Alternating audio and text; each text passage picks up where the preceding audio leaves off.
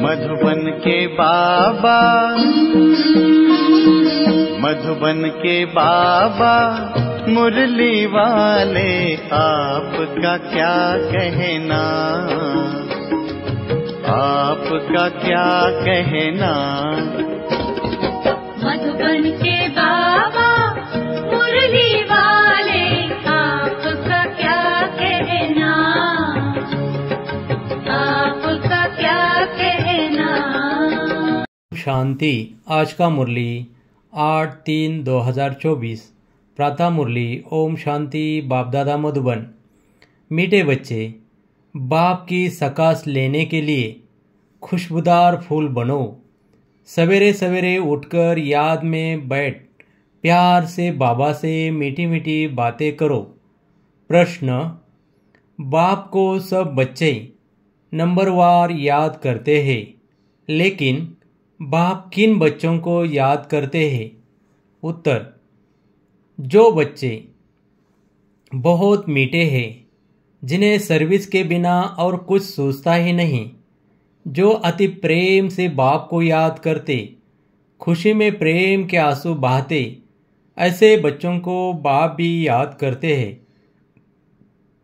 बाप की नज़र फूलों तरफ जाती है, कहेंगे फलानी आत्मा बड़ी अच्छी है। ये आत्मा जहाँ सर्विस देखती भागती रहती है, अनेकों का कल्याण करती है, तो बाप उसे याद करते हैं। ओम शांति। बाप बैठकर सब आत्माओं को समझाते हैं। शरीर भी याद पड़ता है तो आत्मा भी याद पड़ती है। शरीर बिगर आत्मा को नहीं याद किया जा सकता, समझा जाता है। यह आत्मा अच्छी है, यह बाह्यमुखी है, यह इस दुनिया का सैर आदि करना चाहती है, यह उस दुनिया को भूली हुई है। पहले उनका नाम रूप सामने आता है। फलाने की आत्मा को याद किया जाता है। फलाने की आत्मा अच्छी सर्विस करती है, इनका बुद्धि योग बाबा के साथ है, इनमें यह गुण है। पहले शरीर को याद करने से फिर आत्मा याद आती है। पहले शरीर याद आएगा, क्योंकि शरीर बड़ी चीज़ है ना। फिर आत्मा जो सूक्ष्म बहुत छोटी है, वो याद आएगी। इन बड़े शरीर की कोई महिमा नहीं की जाती, महिमा आत्मा की जाती है। इनकी आत्मा अच्छी सर्विस करती है, फलाने की आत्मा इनसे अच्छी है। पहले तो शरीर याद आता है। बाप को तो अनेक आत्माओं को याद करना पड़ता है। शरीर का नाम याद नहीं आता, सिर्फ रूप सामने आता है। फलाने की आत्मा कहने से शरीर जरूर याद पड़ता है। जैसे समझते हैं, इस दादा के शरीर में शिव बाबा आते हैं, जानते हैं इनके तन में बाबा है, शरीर जरूर याद पड़ेगा। पूछते हैं, हम कैसे याद करें? शिव बाबा को ब्रह्मा तन में याद करें या परम धाम में याद करें? बहुतों का प्रश्न उठता है। बाबा कहते हैं, या तो आत्मा को ही करना है, परंतु शरीर भी जरूर याद आता है। पहले शरीर फिर आत्मा। बाबा इनके शरीर में बैठा है तो जरूर शरीर याद आएगा। फलाने शरीर वाली आत्मा में यह गुण है। बाबा भी देखते रहते हैं, कौन मुझे याद करते हैं, किस में बहुत गुण है, किस किस फूल में खुशबू है। फूलों से सबका प्यार होता है। गुलदस्ता बनाते हैं, उसमें राजा रानी प्रजा भिन्न भिन्न फूल पत्ते आदि सब बनाते हैं। बाप की नज़र फूलों की तरफ जाएगी, कहेंगे फलाने की आत्मा बड़ी अच्छी है, बड़ी सर्विस करती है। आत्मा अभिमानी में रह बाप को याद करते रहते हैं। जहाँ सर्विस देखते हैं वहाँ भागते हैं। फिर भी सवेरे उठकर याद में बैठते होंगे तो किसी को याद करते होंगे। शिव बाबा परमधाम में याद आता होगा या मधुबन में याद आता होगा। बाबा याद आता होगा ना, इसमें शिव बाबा है, क्योंकि बाप तो अभी नीचे आ गया, मुरली चलाने नीचे आए हैं। इनका अपने घर में तो कोई काम नहीं होगा, वहाँ जाकर क्या करेंगे? इस तन में ही प्रवेश करते हैं तो पहले जरूर शरीर याद आएगा, फिर आत्मा। फलाने शरीर में जो आत्मा है यह अनन्य अच्छी है, इनको सर्विस बिगर कुछ सूझता नहीं है, बहुत मीठी है।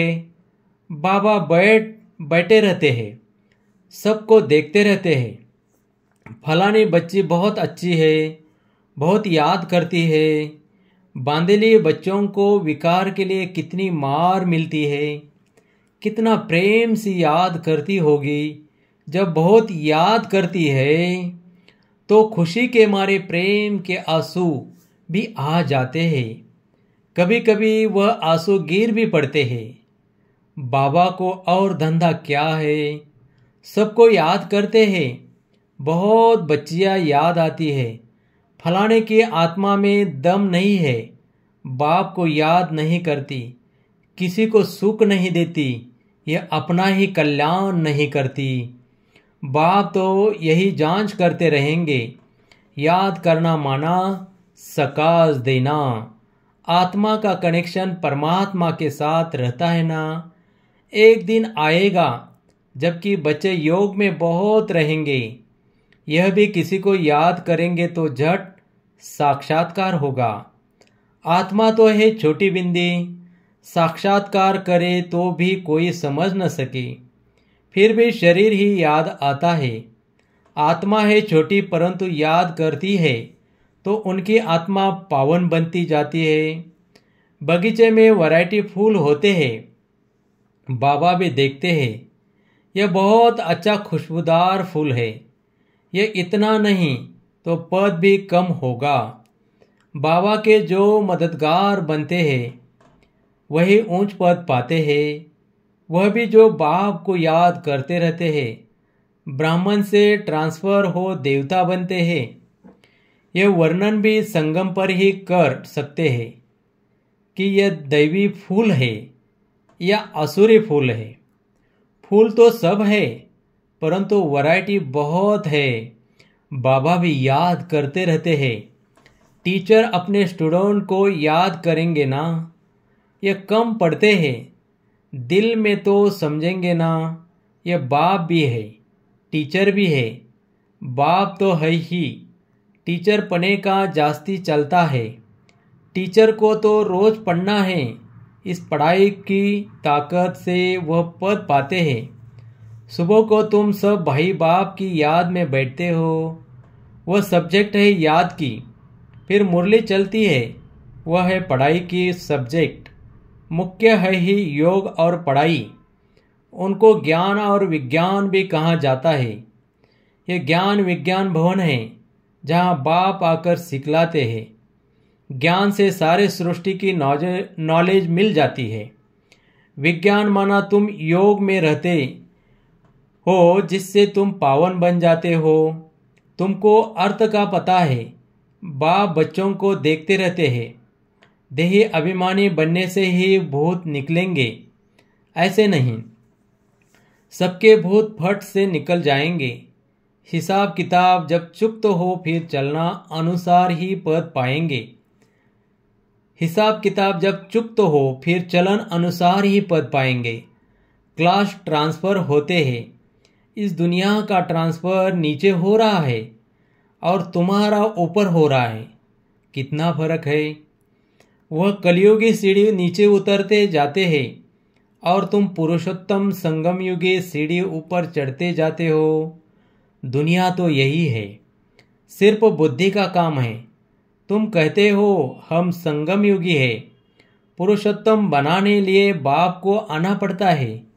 तुम्हारे लिए अब पुरुषोत्तम संगम युग है, बाकी सब घोर अंधियारे में है। भक्ति को वह बहुत अच्छा समझते हैं क्योंकि ज्ञान का उनको मालूम ही नहीं है। तुमको अभी ज्ञान मिला है तब तुम समझते हो। ज्ञान की एक चुटकी से आधा कल्प के लिए हम चढ़ जाते हैं, फिर वहाँ ज्ञान की बात भी नहीं होगी। यह सब बातें महारथी बच्चे ही सुनकर धारण कर और सुनाते रहेंगे। बाकी तो यहाँ से निकले और खलास। कर्म अकर्म विकर्म का राज भी भगवान ही समझाते हैं। यह है कल्प का संगम युग। जबकि पुरानी दुनिया खत्म हो, नई दुनिया स्थापन होनी है। विनाश सामने खड़ा है। तुम संगम युग पर खड़े हो और मनुष्य के लिए कलयुग चल रहा है। कितना घोर अंधियारा है। गिरते ही रहते हैं। कोई तो गिराने के निमित्त भी होगा, वह है रावण। इस सभा में वास्तव में कोई पतित बैठ नहीं सकता। पतित वायुमंडल को खराब करेंगे। अगर कोई छिपकर आकर बैठते हैं तो उनको चोट भी लगती है, एकदम गिर पड़ेंगे। ईश्वरीय सभा में कोई दैत्य आकर बैठते हैं तो झट पता पड़ेगा। पत्थर बुद्धि तो है ही, बाकी भी पत्थर बुद्धि हो जाएगा। 100 गुना दंड पड़ जाएगा। अपने को नुकसान पहुंचाएंगे। कहते हैं हम देखेंगे। इनको पता पड़ता है हमको क्या पड़ी। जो करेगा सो पाएगा। हमको जानने की जरूरत नहीं। बाप से सदैव सच्चा रहना है। कहते हैं सच तो बिटो नच। सच्चे रहेंगे तो अपनी राजधानी में डांस करेंगे। बाप है ही ट्रुथ, सत्य। तो बच्चों को भी ट्रुथ बनना चाहिए। बाबा पूछते हैं शिव बाबा कहाँ है? कहते इसमें हैं। परम धाम छोड़कर दूर देश के रहने वाले आए देश पर आए। उनको तो अब बहुत सर्विस करनी है। बाप कहते हैं मुझे रात दिन यहाँ सर्विस करनी पड़ती है। संदेशियों को, भक्तों को साक्षात्कार करना पड़ता है तो यहाँ ही, वहाँ तो कोई सर्विस नहीं। सर्विस बिगर बाबा को सुख न आई। सारी दुनिया की सर्विस करनी है। सब पुकारते हैं बाबा आओ। कहते हैं मैं इस रथ में आता हूँ। उन्होंने फिर घोड़े गाड़ी बना दिए हैं। अब घोड़े गाड़ी में श्री कृष्ण कैसे बैठेंगे? ऐसे भी नहीं कोई शौक होता है घोड़े गाड़ी पर बैठने का।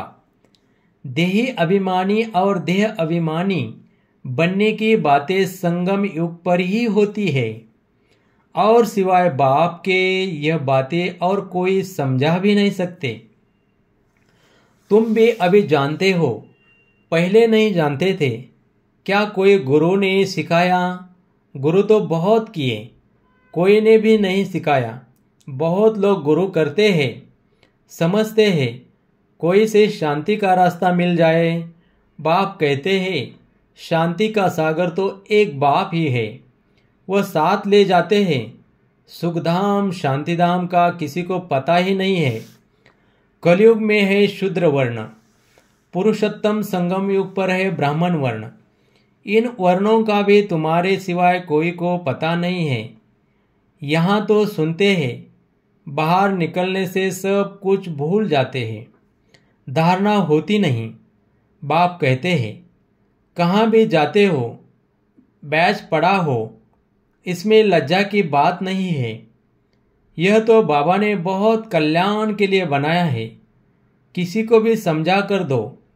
कोई सेंसिबल होगा तो कहेगा इस पर आपका खर्चा हुआ होगा। बोलो खर्चा तो होता ही है। गरीबों के लिए फ्री है। वह धारणा कर ले तो ऊंच पद पा सकते हैं। गरीब के पास पैसे ही नहीं तो क्या करेंगे? कोई के पास पैसे है परंतु मनहूस है। इनसे प्रैक्टिकल करके दिखाया। सब कुछ माताओं के हवाले कर दिया। तुम बैठ सब कुछ संभालो। क्योंकि अब तो यह ज्ञान मिला है कि पिछाड़ी में कुछ भी याद न आए। अंतकाल जो स्त्री सिमरे, बड़ी बिल्डिंग्स आदि होगी तो अवश्य याद पड़ेगी। परंतु थोड़ा भी ज्ञान सुना तो प्रजा में जरूर आएंगे। बाप तो है ये गरीब निवाज। कोई कोई के पास पैसे होते हैं तो भी मनुष्य होते हैं।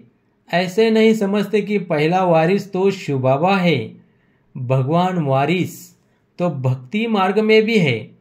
ईश्वर अर्थ देते हैं, क्या वह कंगाल है जो उनको देते हैं? समझते ईश्वर के नाम पर गरीबों को देंगे तो ईश्वर अवेज में देंगे, दूसरे जन्म में मिलता है। कहते हैं दे दान तो छूटे ग्रहण। बाप को सब कुछ दे दिया, शरीर मित्र संबंधी आदि सब कुछ बाबा को समर्पण कर दिया। यह सब कुछ आपका है। इस समय सारी दुनिया पर ग्रहण लगा हुआ है, वह कैसे एक सेकंड में छूटता है? काले से गोरे कैसे बनते हैं, यह अब तुम ही जानते हो, फिर औरों को समझाते हो। जो कहते हम अंदर में समझते हैं परंतु किसी को समझा नहीं सकते हैं, वह भी कोई काम के नहीं। बाप कहते हैं दे दान तो छूटे ग्रहण। हम तुमको अविनाशी रत्न देते हैं, वह सबको देते जाओ तो भारत पर व सारी दुनिया पर जो राहु का ग्रहण बैठा हुआ है वह उतर जाए और बृहस्पति की दशा हो जाए। सबसे अच्छी होती है बृहस्पति की दशा। अब तुम जानते हो भारत खास और आम दुनिया पर राहु का ग्रहण लगा हुआ है, वह कैसे छूटे? ये तो बाप है ना। बाप तुम्हारे से पुराना लेकर नया देते हैं। इसी को कहा जाता है बृहस्पति की दशा। मुक्तिधाम में जाने वालों के लिए बृहस्पति की दशा नहीं कहेंगे। अच्छा, मीठे मीठे सिकिल दे बच्चों प्रति मात पिता बाप दादा का याद प्यार और गुड मॉर्निंग। रूहानी बाप की रूहानी बच्चों को नमस्ते। धारणा के लिए मुख्य सार। फर्स्ट, सदा खुशी में डांस करने के लिए सच्चे बाप से सदा सच्चा रहना है, कुछ भी छिपाना नहीं। 2, बाप जो अविनाशी रत्न देते हैं वह सबको बांटने हैं। साथ साथ शिव बाबा को अपना वारिस बनाकर सब कुछ सफल करना है, इसमें मनुष्य नहीं बनना है। वरदान, बिंदु और बिंदु के महत्व को समझ अपनी श्रेष्ठ स्थिति बनाने वाले सिद्धि स्वरूप भव। शिव बाबा परमात्मा की पूजा में एक बिंदु की विशेषता है, दूसरी बूंद बूंद की विशेषता है। दोनों का अपना महत्व है। आत्मा परमात्मा और प्रकृति का एक खेल अर्थात ड्रामा, तीनों का ज्ञान प्रैक्टिकल लाइफ में बिंदु ही अनुभव होता है। और बिंदु शुद्ध संकल्पों की स्मृति जिससे मिलन की सिद्धि का अनुभव होता है। रूह रिहान में प्राप्तियों की शीतल बूंदे बाप पर डालते हो, इसी से ही श्रेष्ठ स्थिति बन जाती है। इसी का यादगार भक्ति में भी चला आता है।